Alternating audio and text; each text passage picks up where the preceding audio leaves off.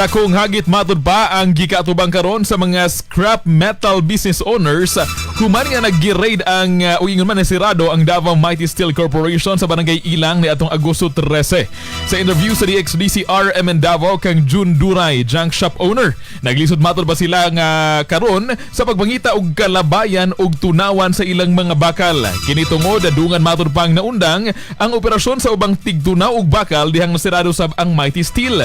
Sumala ni Duray nga dili lamang ang kapin 300 ka mga trabahante sa maong kumpanya ang nawad-an o panginabuhian, apan sila sab nga gagmayng mga negosyante. At ang maminahon pamahayag ni June Duray. Ilaha po din pang panahon ba nga dili lang kay ang mighty lang ang ilahang gipatay or gipuhaan o katungod na magnegosyo diri sa Davao, kundi pati ang mga trabahante o kami na mga negosyante gikuhaan pud og murag panginabuhian diri sa Davao.